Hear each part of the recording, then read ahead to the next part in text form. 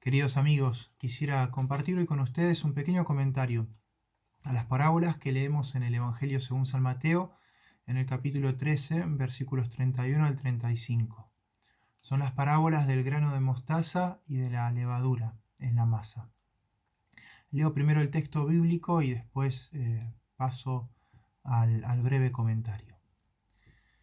Otra parábola les propuso: el reino de los cielos es semejante a un grano de mostaza que tomó un hombre y lo sembró en su campo.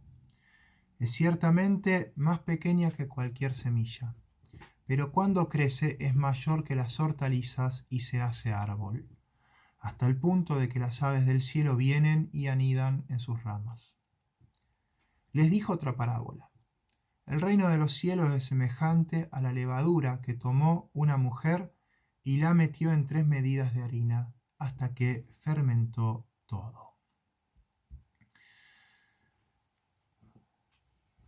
Encontramos una gran consolación cuando seguimos en nuestra calidad de cristianos el desarrollo y la actividad, el crecimiento de la Iglesia a través de los siglos. Podemos decir que ella salió del cenáculo como un pequeño grano de mostaza, para después propagarse sin detenerse, primero en Jerusalén, luego en Palestina, después fue llevada por San Pablo esta palabra, este grano de mostaza, en todo el mundo pagano. Hacia fines del primer siglo podemos afirmar que no hay casi ciudad en el Imperio Romano donde el Evangelio no haya pasado, no haya sido anunciado. 300 años de persecuciones, más de 20 papas mártires, no pudieron detener su marcha pacífica.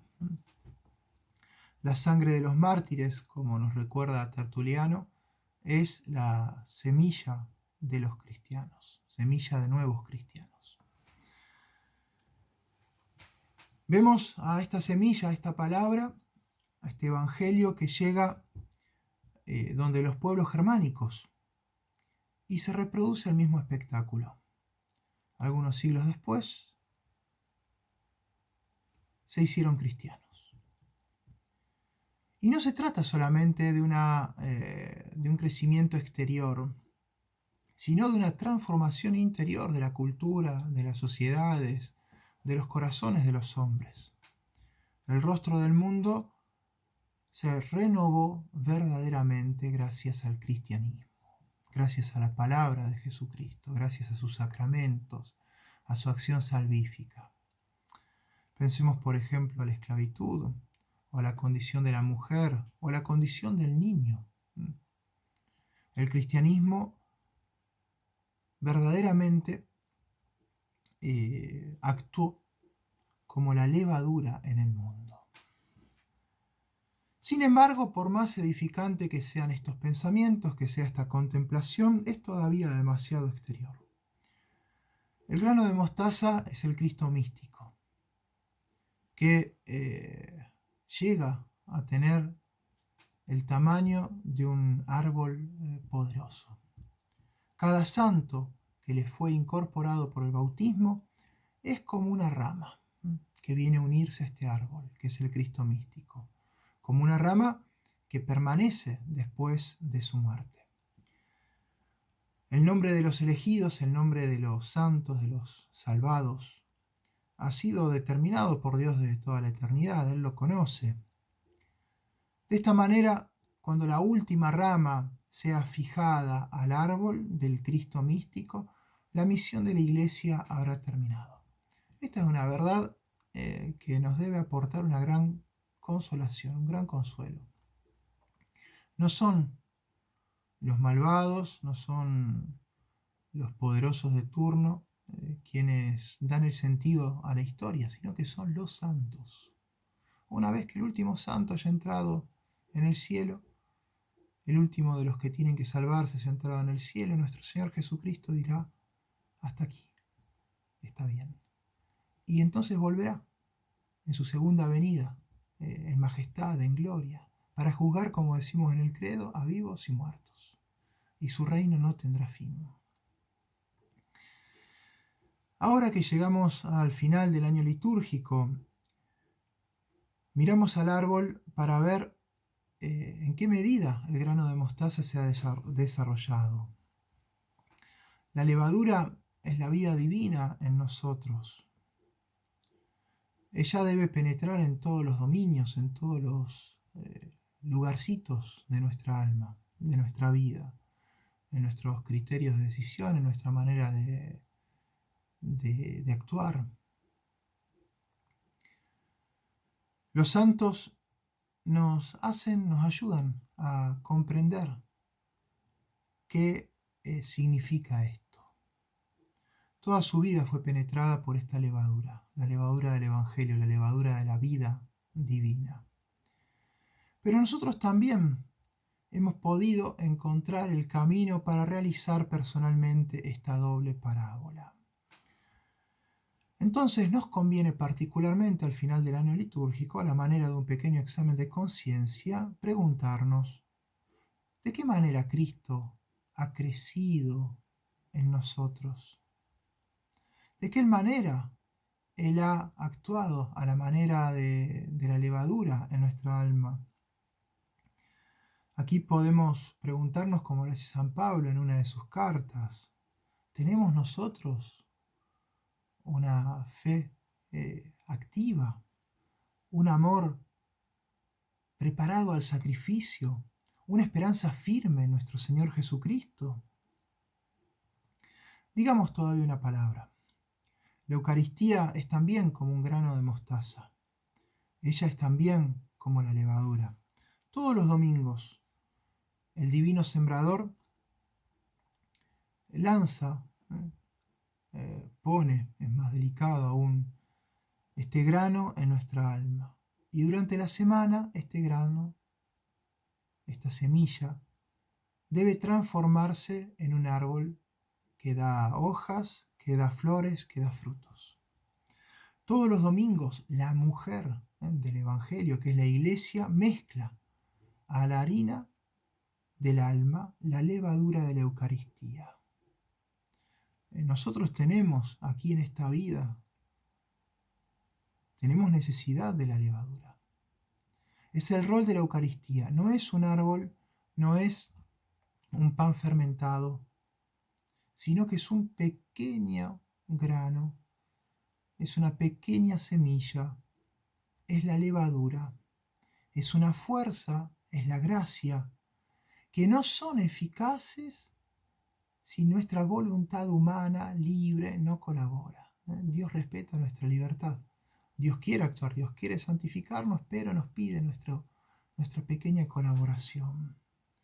Santidad, Eucaristía, vida divina, colaboración con la gracia, bautismo, oración, sacrificio, transformación de la cultura, crecimiento.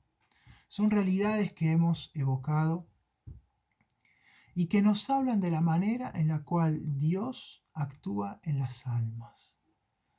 El reino de Dios no avanza como los reinos de la tierra.